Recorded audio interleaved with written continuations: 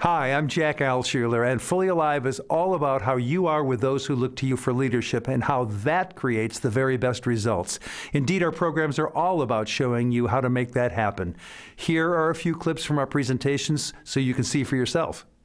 This program is called Fully Alive Leadership, and I will tell you that the Fully Alive part, that's where it's at for me. I have always wanted to live every moment of life. When I was a little kid, I felt that way. Now, I couldn't articulate it, but that's how I felt, and I still do. I wake up with that every morning. And one day it came to me, I think I'm supposed to be telling people about this. And I hang out with leaders. So we're going to talk about how important it is that we be fully present. And I will do my best to make the case that that's where your greatest leadership lies. The metaphor I like is this, that in the game of life, each of us at times is in the stands watching the game. You know that life as a spectator sport thing? Not a good idea. And I will make the case that your greatest leadership lies on that field of play for the entire game. Well, actually, you'll decide if I make that case. So let's set the bar for the day. What if we could figure out how you could get more of what you want and less of what you don't want? Put your hand in the air if you want more of what you want and less of what you don't want. You're not raising your hand. I'm a lawyer. I've got two hands. I'm always worried about the guys who don't raise their hands as a result of hearing that question. All right. This is about getting you more of what you want and less of what you don't want. Want to know what great leaders look like and what they do? Watch this.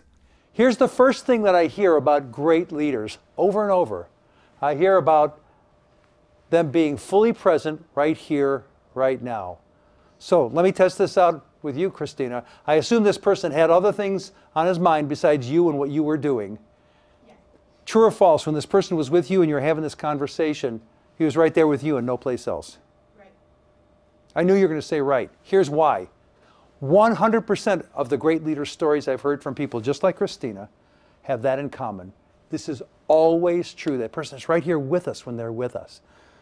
And we are affected by that. Is that a fair statement? It matters that that guy was right there with you when he was with you. Of course. Yeah. When we started, I said I would do my best to make the case that your greatest leadership is when you show up right here, right now with people. Or back to the original metaphor, on that field of play for the entire game. There are so many things trying to distract us, and it's critical that we focus on what's most important. That's where everything starts. I want to focus in on something else now, and that is what's most important. And to do that, we're going to visit with Sherlock Holmes. So Holmes and Watson, they've just cracked a really tough case, and they're tired. They need some R&R, and they decide to go camping. And they do. And they go hiking and fishing for the day. At night, they cook a meal. They crack open a nice bottle of wine. After a while, they retire for the night. A few hours later, Holmes speaks. Says, Watson, are you awake? Watson groans. I am now. And Holmes says, Watson, look up. Tell me what you see. Well, Watson cracks an eye. He looks up. I see stars, Holmes. And Holmes says, yes, but what does that tell you?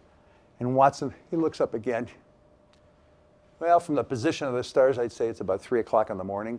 I can see the North Star. Tells me we're in the northern hemisphere. There are no clouds, so I suppose it's going to be a clear morning. Holmes says, yes, all that's true. But what does that tell you, Watson? Watson says, I don't know, Holmes. What does it tell you? Holmes says, Watson, it appears someone has stolen our tent.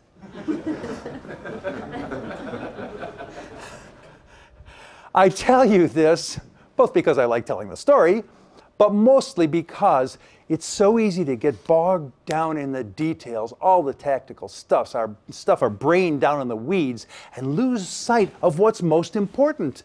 So that's where we're going to start, the big picture, because really everything starts from there. If you're to stay focused on what's most important, you'll need to bring out the best from those who look to you for leadership, their A game. Here's Fully Alive Leadership Principle number 1 to help you do just that. People don't like to be managed. The common term is micromanaged, right? Who's been micromanaged? Look at this. All right, did you like being micromanaged? No? How fast did you get out of there? Yeah. That's always the answer. Thank you. That's always the answer. We hate being micromanaged. It feels like being manipulated. It's certainly depersonalizing. It squashes any sense of autonomy and creativity. It does bad things. Well, if you didn't like being micromanaged, trust me when I tell you that those looking to you for leadership, they don't like it either. Don't do that.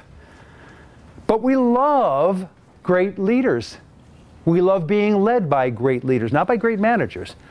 Now let's be clear, managing managers, critically important. That's what creates structure. We'd have chaos without it. But when you're leading, that's not about managing. That's about people. It's about influencing people. And I want to illustrate why you should care about this concept. I'm going to put some numbers to it. This is from the Corporate Executive Board. It's a 2005 report. Engaged employees are 20% more productive than average employees. What that says is if you could get somewhere on this discretionary effort continuum to move from here over to here, you'd have a 20% increase in productivity at zero incremental labor dollars. That's what it's worth. Multiply that by everybody, and you get an idea of what it's worth. Actually, the Gallup organization did a study. They say we're losing $300 billion of productivity every year because people are not engaged. Leaders are always searching for the best ways to have motivated, engaged employees. Here's a core concept. Master this, and employee engagement will soar. Years ago, I was watching a training video. It was really interesting. They were detailing this distribution outfit in Southern California. These guys distributed medical supplies to the area medical centers, and the UCLA Medical Center was their biggest customer. They were responsible for everything, including maintaining inventory on the shelves at the UCLA Medical Center. And they realized at some point, you know, their people are doing their jobs, they're going through the motions, but they don't really get the impact of what they do and how important it is that they do what they say they're going to do when they say they're going to do it. And so they started taking them in small teams to the UCLA Medical Center and showing them where the stuff that they distributed was used, how it was used, the outcomes that were attained by the medical staff because those materials were on the shelf when they needed to be. Well, in this training video, we're in a warehouse, and the guy who is narrating this thing is walking along with a cameraman by him. He's got a microphone in front of him, and they walk up to some fellow sitting on a forklift truck. He's moving boxes with pallets with his forklift truck.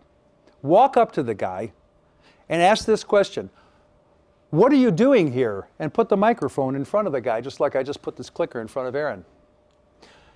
It would have been reasonable for that guy to say, I'm unloading trucks and I'm loading trucks. I'm picking stock, that's what I'm doing here. But that's not what he said. Here's what he said. He said, I'm saving babies' lives. That's what he said. Isn't that stunning? He had been taken to the preemie ward at the UCLA Medical Center, and he saw where the stuff that he loaded onto trucks got used and how it got used, and those babies were being saved because those materials were there just right. He was no longer loading trucks and unloading trucks and picking stock. He was saving babies' lives. How engaged do you think that guy is? He's over there on that discretionary effort continuum. Speaking of engagement, the Chicago Urban Academy consistently gets the most amazing results from its students. They're completely engaged. They're terrifically successful, and they provide an excellent model for all of us. Just a small piece from a report on this school tells the tale. The most poignant moment of this entire report was after this reporter was done talking to the principal. She talked to a kid there, a sophomore at this school, and asked him this question. Listen, you were just getting by before you came to this school. Now you're getting all A's. Why are you doing so well? Great question, huh? Here's what he said. Because here the teachers care about me. Isn't that amazing?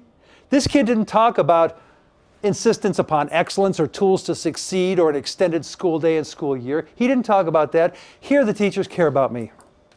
Back to Towers Perrin, the #1 driver of employee engagement is the belief that senior leadership is sincerely interested in employee well-being.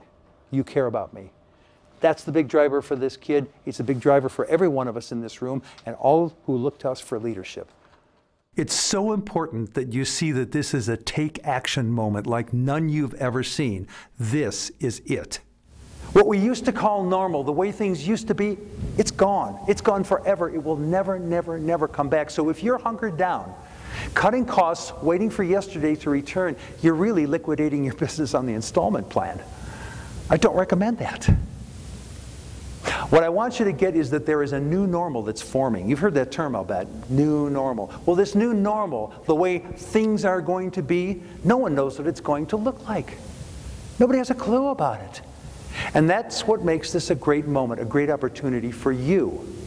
It's your opportunity as the leader to create that new normal. There's a shift going on. It's as big as a shift from the agrarian age to the industrial age. Nobody then knew what the industrial age would look like, but some people picked themselves up and created it. If you would know the future, create it. This is your opportunity to create a new tomorrow, a new normal, and the people looking to you for leadership are looking for you to do that very thing. They're looking for you to say, that way. So my invitation for you is to do that very thing. Get that this is a moment that will not come back in your lifetime, indeed maybe not in a century. This is the time to start your great future. Thank you so much for having me here this morning.